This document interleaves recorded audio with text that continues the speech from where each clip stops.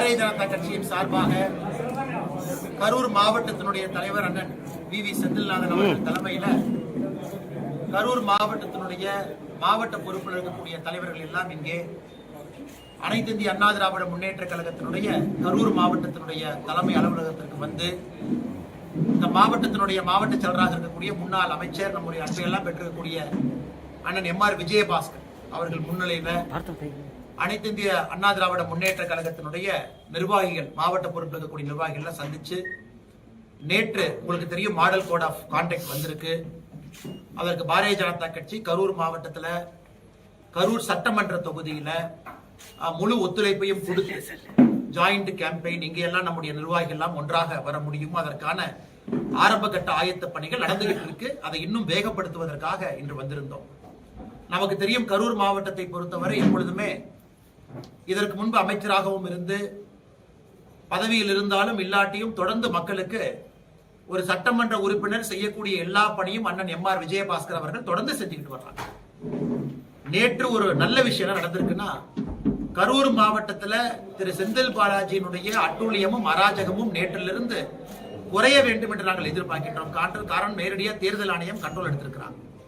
மாவட்டத்தினுடைய உயர் அதிகாரிகள் குறிப்பா கலெக்டரா இருக்கட்டும் எஸ்பியா இருக்கட்டும் அவங்க ஒருதலை பட்சமாக கடந்த 5 ஆண்டுகள்ல என்னெல்லாம் பண்ணிருக்கிறாங்க அப்படிங்கிறது பத்திரிகை நண்பர்களுக்கு தெரியும். புதுசா நான் சொல்லல. கஞ்சா கேஸ் போடுறது, குண்டா ஆக்ட் போடுறது, அனைத்து இந்திய அண்ணா திராவிட முன்னேற்ற கழகத்தினுடைய எத்தனை உறுப்பினர்களும் பொய் வழக்கில் கைது பண்ணி சிறைக்கு அனுப்பி இருக்கிறது, பாரதிய ஜனதா கட்சியினுடைய தொண்டர்களுக்கு தொந்தரவு கொடுப்பது, அதையெல்லாம் கூட ஒரு இன்முகத்தோடு தான் திரு எம்.ஆர். விஜயபாஸ்கர் அவர்களாக இருக்கட்டும் இந்த பகுதியினுடைய மூத்த உறுப்பினர்கள் தலைவராக இருக்கட்டும் அதை கடந்து வந்திருக்கிறாங்க.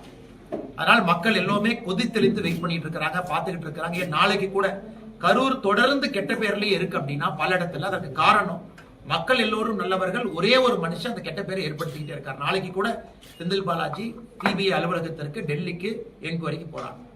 புலால் சிறையில 400 நாளைக்கு மேல சிறை வாசம். நாளைக்கு டிரான்ஸ்பார்மர் கேஸ் நாளைக்கு நீதிமன்றத்தில் வருது. தொடர்ந்து ஒரு பிரச்சனையும் கூட கரூர் மக்கள் தலைகுனியும் அளவுக்கு இந்த தொகுதியினுடைய சட்டமன்ற உறுப்பினருடைய நடவடிக்கை இருக்கு.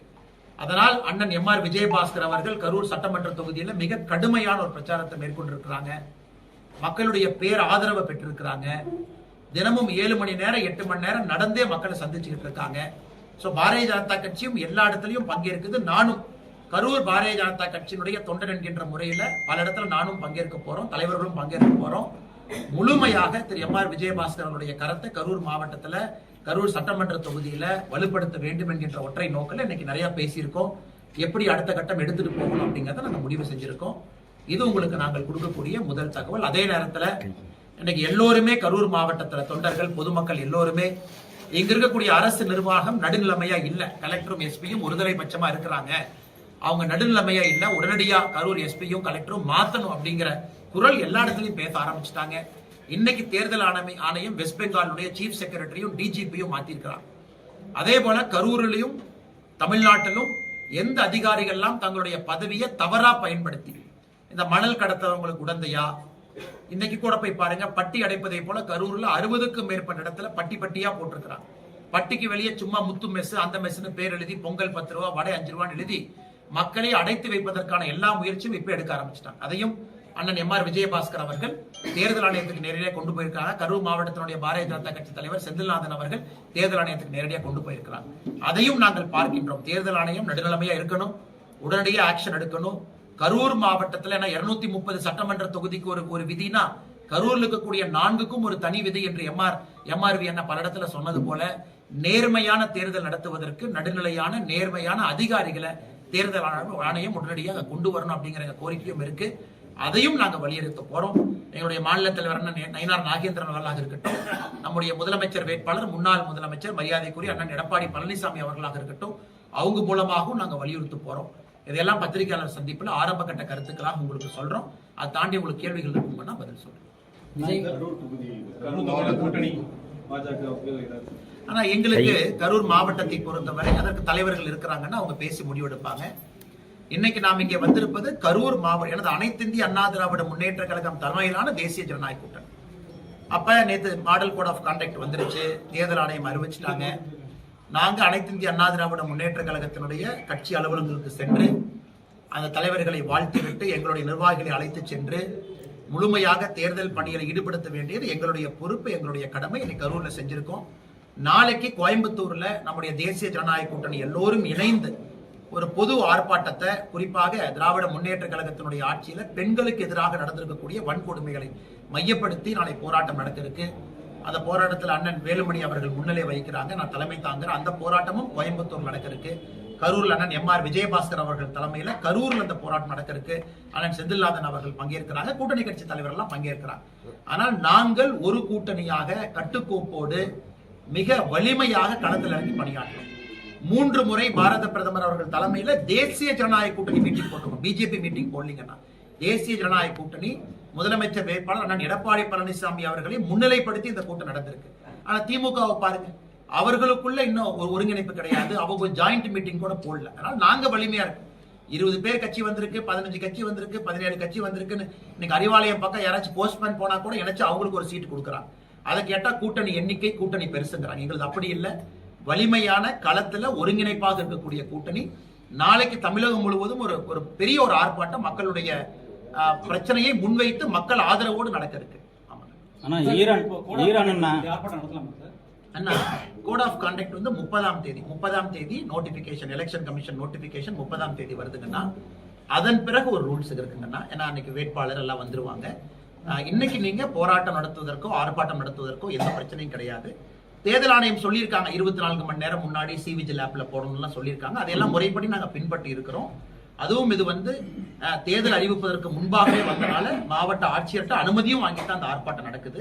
அதனால் நாளை நடக்கக்கூடிய ஆர்ப்பாட்டம் சென்னையில மரியாதைக்குரிய அனைத்து இந்திய அண்ணா திராவிட முன்னேற்ற கழகத்தினுடைய பொதுச் செயலாளர், எங்களுடைய முதலமைச்சர் வேட்பாளர், முன்னாள் முதலமைச்சர் மரியாதைக்குரிய அண்ணன் எடப்பாடி பழனிசாமி அவர்கள் தலைமை தாங்கி நடத்துறாங்க. நயினார் நாகேந்திரன் மதுரையில, பாரதிய ஜனதா கட்சி சார்பாகவே வானதி சீனிவாசன் அக்கா திருப்பூர்ல, தமிழிசை சவுந்தரராஜன் அக்கா திருநெல்வேலியில, அண்ணன் டிடிவி தினகரன் அவர்கள், அண்ணன் அன்புமணி ராமதாஸ் அவர்கள், அண்ணன் GK வாசன் அவர்கள் எல்லோருமே ஒரு பகுதியில தலைமை தாங்கி இதை நடத்துறாங்க.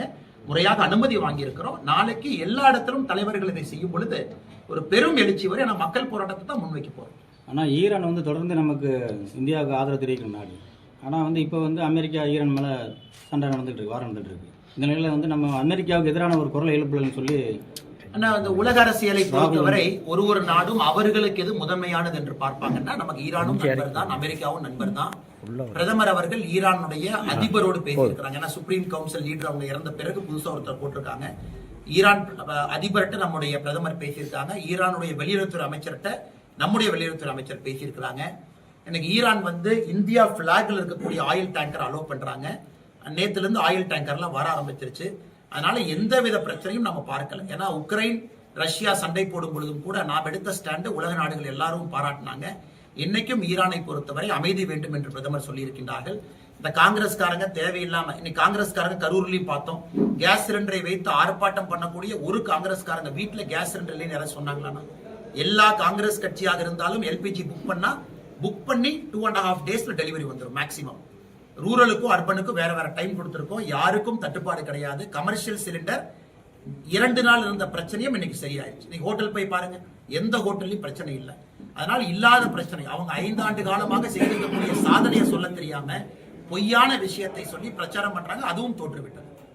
தேர்தல் ஆணையம் தமிழக அளவுல அங்கங்க சிறப்பா செயல்பட்டு கரூர் மாவட்டம் மட்டும் மெத்தன அண்ணா கரெக்டுங்கண்ணா. அது வந்து MR விஜயபாஸ்கர் அண்ணனை பொறுத்தவரை இன்னைக்கு நீங்க பாருங்க, எங்கேயும் இல்லாத அநியாயத்தை ஒரு படம் பிடிச்சு காட்டுறாரு.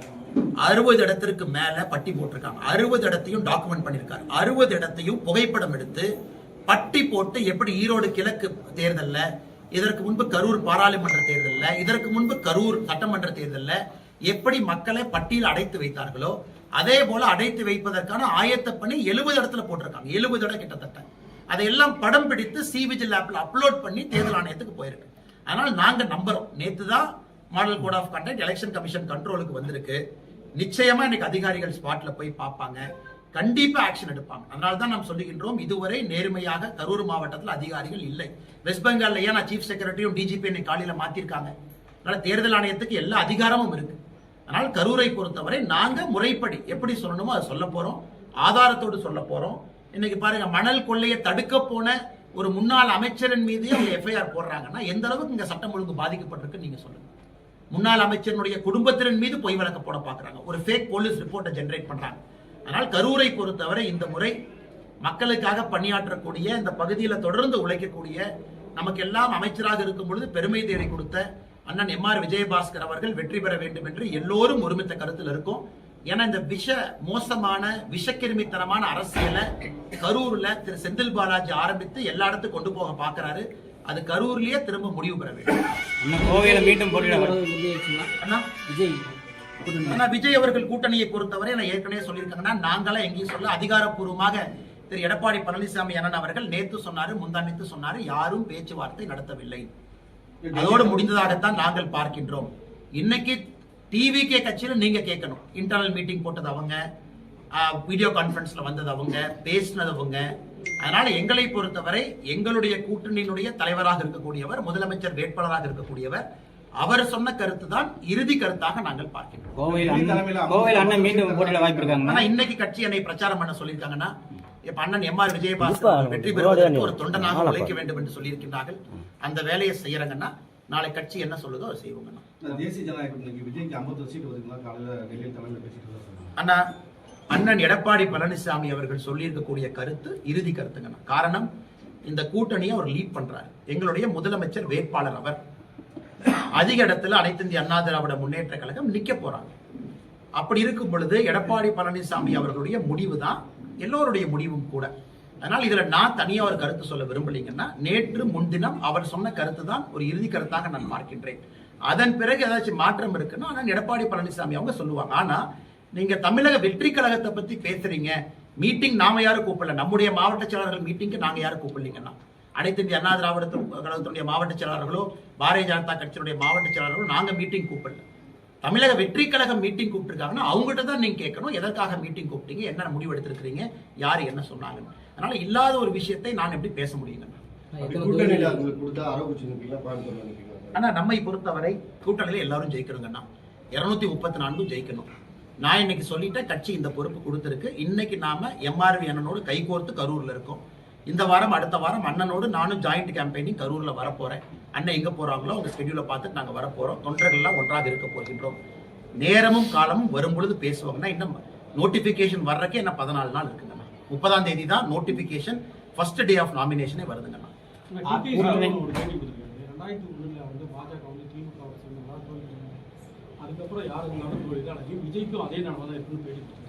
அண்ணன் பேட்டி பார்த்தாங்கன்னா அண்ணன் அப்படி சொல்லிங்கன்னா, அதாவது திரு டிடிவி அண்ணனுடைய கருத்து என்னன்னா,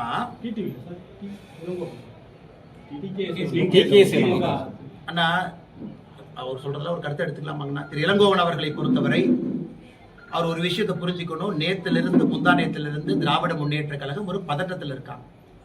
அவங்க எப்படி ஜெயிக்க போறாங்க? கம்யூனிஸ்ட் கட்சி கூட்டணி பேச்சுவார்த்தையிலிருந்து கிட்டத்தட்ட வெளியே போயிட்டாங்க.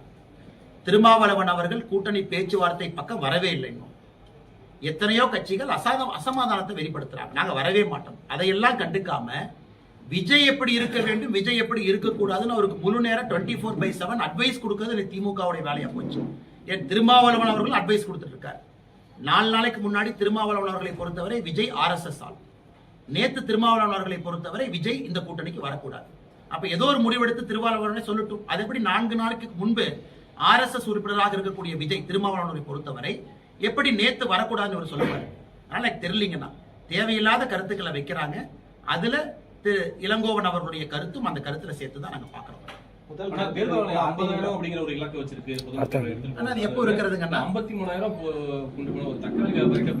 இதுல கொஞ்சம் நிறைய பேத்துக்கு இதுல பிரச்சனை வர்றது கொஞ்சம் கஷ்டம் தாங்கண்ணா, பாவம்.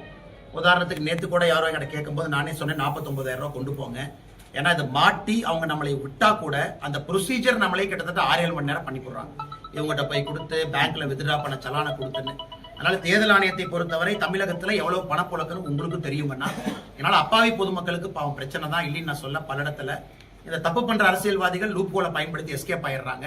அதனால பொதுமக்களுக்கும் எங்களுடைய அன்பான வேண்டுகோள், அடுத்த ஒரு 30-40 நாட்களுக்கு நீங்களும் கொஞ்சம் கேர்ஃபுல்லா போங்க. வித்ட்ராவல் ஸ்லிப்பை கையில வச்சுக்குங்க. பொதுப்படையா 50,000 ரூபாய்க்கு மேல இருக்குன்னா வித்ட்ராவல் ஸ்லிப்போட போங்க. வித்ட்ராவல் ஸ்லிப் 50,000க்கு கீழே இருக்கீங்கன்னா கேள்வி கிடையாது, 50,000க்கு மேல இருக்குன்னா கேள்வி இருக்கு. வித்ட்ராவல் ஸ்லிப்போட கொண்டு போங்க. ஏன்னா அவங்க அந்த ப்ரொசீஜர்னு மாட்டிக்கிட்டோம்னா 3-4 மணி நேரம் ஆயிரத்து பணத்தை வெளியே கொண்டு வர்றதுக்கு. நிறைய பேர் இந்த குறிப்பா கரூர் பகுதியில் ஆட்டு வியாபாரம் பண்றவங்க, ஆடு விற்கிறவங்க, நீங்க சொன்ன மாதிரி தக்காளி வியாபாரம் பண்றவங்க, பலசரக்கு கடை வச்சிருக்கவங்க 1 லட்சம் 2 லட்சம் 5 லட்சம் தான் நீங்க சாதாரணமா கொண்டு போறாங்க வியாபாரிகள். அதனால் கொஞ்சம் நீங்க அந்த நேரத்துல கொஞ்சம் கவனத்தோடு போங்க. ஏன்னா அது தேர்தல் ஆணையம் மாநில அரசை தாண்டி இருக்கக்கூடியது. மாட்டிக்கிட்டோம்னா ப்ரொசீஜர்ல எல்லாத்துக்கும் பிரச்சனை தான் அப்படிங்கிற தாழ்மையான கருத்தையும் இந்த நேரத்தில் பதிவு செய்யணும். கரூர் எம்பி ஜோதிமணி என்ன சொல்றாங்கன்னா பாஜக கைப்பாவையாக தேர்தல் ஆணையம் செயல்படுத்தணும். பாஜக கைப்பாவையாங்கன்னா தேர்தல் ஆனா அவங்க சொல்ற கருத்துக்கு நான் எடுத்துக்கிறேன். 2021 MCCக்கு வந்ததுக்கும் ஓட்டு போடுற நாளுக்கும் 36 நாள். என்னைக்கு தேர்தல் அறிவிச்சாங்களோ அன்னையிலிருந்து ஓட்டு போடுற நாள் 36 நாள். நேற்று தேர்தல் அறிவித்ததற்கும் ஓட்டு போடுற நாளுக்கும் 36 நாள். சோ எந்த மாற்றம் இல்லையே. 2021 அறிவிச்ச அதே 36 நாள் தான் கொடுத்திருக்கிறாங்க. புதுச்சேரி வேறு வேறு மாநிலத்திற்கு அவங்க CRPF போர்ஸை மூவ் பண்ணணும். வெஸ்ட் பெங்கால் 7 ஃபேஸ் இருந்த வெஸ்ட் பெங்கால் 2 ஃபேஸா மாறி இருக்கு. அது இந்தியால பாராட்டப்பட வேண்டிய ஒரு விஷயம். திரிணாமுல் காங்கிரஸ் தான் 2 ஃபேஸ் கேட்டாங்க, பாரதிய ஜனதா கட்சியும் 2 ஃபேஸ் கேட்டாங்க. தலைமை தேர்தல் ஆணையர் கால்கட்டா போயிருந்த பொழுது மம்தா பானர்ஜி அவர்கள் கட்சியிலேயே வந்து 2 ஃபேஸ் தான் கேட்டாங்க. பாரதிய ஜனதா கட்சியும் 2 ஃபேஸ் கேட்டுச்சு. அதனால எல்லோருக்கும் சந்தோஷம். வெஸ்ட் பெங்காலை பொறுத்த வரைக்கும் 2 ஃபேஸ். இந்த ஜோதிமணி அவர்களுக்கு என்ன பிரச்சனை? ஏன் பதட்டப்படுறாங்க? ஏன் பயப்படுறாங்க? ஏன் தேர்தலுடைய தோல்வி பயம் இப்பவே அவங்களுக்கு தெரியுது. அதனால் தமிழகத்தை பொறுத்தவரை போன முறை கொடுத்த அதே 36 நாள் இந்த முறையும் கொடுத்திருக்கிறாங்க. போன முறையும் நமக்கு 13-14 நாள் கேப் இருந்துச்சு நோட்டிபிகேஷனுக்கு. இந்த முறையும் 13-14 நாள் இருக்கு. எந்த தவறும் இல்லையே. தேர்தல் ஆணையத்தை பொறுத்தவரை எல்லோருக்குமே தெரியும். தேர்தல் நோட்டிபிகேஷனே 15-16 வரன்னு தெரிஞ்சனாலதான் DMK அவங்க மாநாடே 9ஆம் தேதி போட்டாங்க. நாங்களும் எங்களுடைய மாநாடு 11ஆம் தேதி போட்டோம். தேசிய ஜனநாயக கூட்டணி மாநாடு அண்ணன் எடப்பாடி பழனிசாமி அவர்கள் பாரத பிரதமர் நரேந்திர மோடி ஐயாவுடைய தலைமையில எல்லோருக்குமே தெரியும் அந்த டைம்ல தான் இது வரும். பேசிக்கா யூகிச்சுக்கலாம். எல்லாருக்குமே காமன் சென்ஸ் இருக்கு. அஸ்ஸாம்ல எல்லாமே. அதனால அவங்க சம்பந்தமே இல்லாம திமுக 9ஆம் தேதியே மாநாடு போட்டாங்க. இவங்க சொல்லியிருக்கலாமே. இதுவரை தமிழ்நாட்டுக்குள்ள ராகுல் காந்தி எட்டி பார்க்கல. தமிழக மக்கள் கேட்பாங்கல்ல, தேர்தல் அறிவித்த பிறகு மட்டும் ஒரு தலைவர் வந்தார்னா அந்த தலைவருக்கு என்ன அழகு?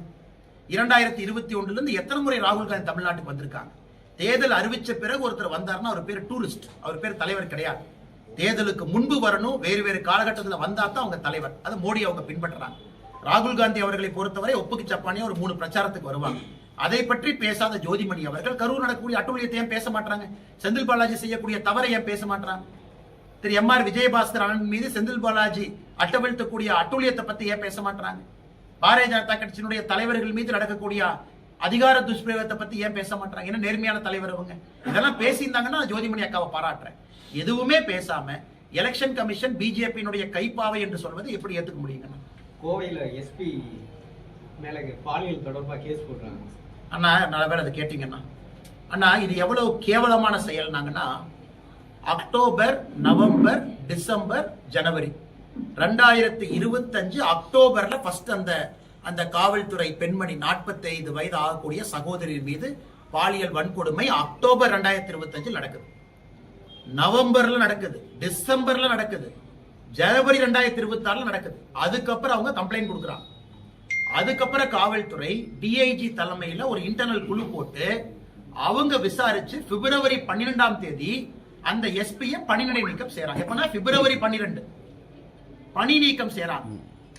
ஒரு காவல்துறை பெண்மணியின் மீது தன்னுடைய அறையில அபிஷியல் ரூம்ல கை வைத்த ஒரு SP அக்டோபர், நவம்பர், டிசம்பர், ஜனவரி. அதுக்கப்புறம் இன்டர்னல் கம்ப்ளைண்ட். அதுக்கப்புறம் பிப்ரவரி 12 சஸ்பென்ஷன். மார்ச் 12ஆம் தேதி இந்த அம்மா அவர் மீது எந்த நடவடிக்கையும் எடுக்கவில்லை என்று சொல்லி இந்த 45 வயதான நம்முடைய சகோதரி காவல்துறையில் இருக்கிறவங்க மார்ச் 12 போய் அவங்க போலீஸ் ஸ்டேஷன்ல கம்ப்ளைண்ட் கொடுத்ததுக்கு அப்புறம் ஆக்ஷன் எடுக்கிறாங்க. தமிழக காவல்துறை திமுக ஆட்சியில் எவ்வளவு கெட்டு போயிருக்குங்கிறது இது ஒரு உதாரணம். உங்களுக்கு அந்த அம்மா கம்ப்ளைண்ட் கொடுத்துறாங்கன்னா நேரா நீங்க போலீஸ் அனுப்ப வேண்டியதானே. இன்னைக்கு தனிநபர் எத்தனை பேருக்கு வீட்டுக்கு போலீஸ் அனுப்புறீங்க? கரூர்ல செந்தில் பாலாஜி மாதிரி ஒரு ஆள் அதிமுக யாராச்சும் தும்புனா, திமுக பாஜக யாராச்சும் தும்புனா வீட்டுக்கு போலீஸ் வர்றாங்க. அக்டோபர்ல அனுப்பல, நவம்பர்ல அனுப்பல, டிசம்பர்ல அனுப்பல, ஜனவரியில் அனுப்பல. பிப்ரவரி 12ஆம் தேதி அவர் மீது குற்றம் நிரூபணம் ஆயிருச்சு. அவரை சஸ்பெண்ட் பண்ணும் DIG இன்டர்னல் ரிப்போர்ட் கொடுத்து சஸ்பெண்ட் பண்றாங்க. அப்பவும் போலீஸ் அனுப்பல. அப்ப பிப்ரவரி ஃபுல் எஸ்கேப் ஆனவர் மார்ச் 12ஆம் தேதி தான் கைது பண்றாங்க. 12ஆம் தேதிக்கு மேலேனா காவல்துறை எப்படி கெட்டு போயிருக்கிறது திமுகவினுடைய ஆட்சியில் ஒரு சாட்சி. அதனால் சம்பந்தப்பட்ட உயரதிகாரிகள் மீது நடவடிக்கை எடுக்கணும் அப்படிங்கிறது எங்களுடைய வாதம். இதுல யாரெல்லாம் இன்ஃபர்மேஷன் தெரிஞ்சு ஆக்ஷன் எடுக்காம வெறும் ப்ரொசீஜரல் சஸ்பென்ஷன் போனாங்களோ அவர்களின் மீதும் தவறு இருக்கு. உங்க போலீஸ் இலாக்கால இருக்கக்கூடிய ஒரு பெண்மணியை உங்களால ப்ரொடெக்ட் பண்ண முடியலன்னா சாதாரண பொதுமக்கள் எங்க நீங்க ப்ரொடெக்ட் பண்ண போறீங்க? இதெல்லாம் தமிழக மக்களுக்கு சொல்லவே இல்லைங்கண்ணா. ஏதோ அந்த அம்மா காவல்துறைக்கு போனாங்க, கம்ப்ளைண்ட் கொடுத்தாங்க, ஆக்ஷன் எடுத்தாங்க.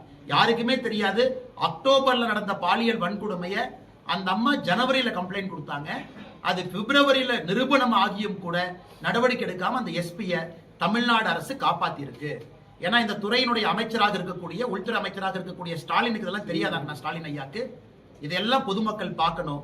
இது போன்ற பல காரணங்களுக்காக தேசிய ஜனநாயக கூட்டணிக்கு நீங்கள் வாக்களிக்க வேண்டும் என்கின்ற அன்பான வேண்டுகோளையும் இந்த நேரத்தில் வைக்கிறேன். இந்த முன்னாள் சட்டமன்ற உறுப்பினர் செந்தில் பாலாஜி சொல்லியிருக்காரு, இந்த 41 பேர் உயிரிழந்த எனக்கு மட்டும் சம்மன் அனுப்பியிருக்காங்க. அந்த நேரத்தில் அனைத்து கட்சி நிர்வாகிகள், முக்கிய நிர்வாகிகள் பார்த்தாங்க, அவங்களுக்கு அனுப்பப்பட்ட கரூர்ல நான் உண்மையை சொல்றேங்க, 41 அப்பாவி பொதுமக்கள் இறந்த பிறகு கரூர் மாவட்டத்தினுடைய மருத்துவமனைக்கு எந்த விளம்பரமும் ஆடம்பரமும் செய்யாம முதல்ல உதவிக்கு போனவர் என் பக்கத்துல எம்ஆர் விஜயபாஸ்கர் உட்கார்ந்துருக்கார். அவர் ஆபீஸ்ல இருந்து பேசுறதுக்காக நான் சொல்றேன். உடனடியா போன பாரதிய ஜனதா கட்சியினுடைய தலைவர் தொண்டர்கள் இங்க இருக்கிறார். உடனடியா போனவர் செந்தில் பாலாஜி எப்படி வந்தாரு?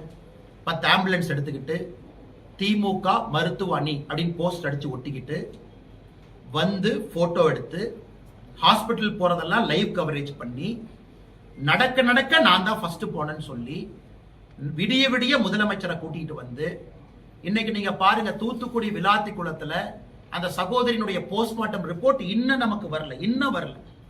இந்த போஸ்ட்மார்ட்டம் பண்ணாங்க, முழுசா பண்ணல, எப்படி பண்ணல, இப்படி பண்ணல, இன்னும் வரல.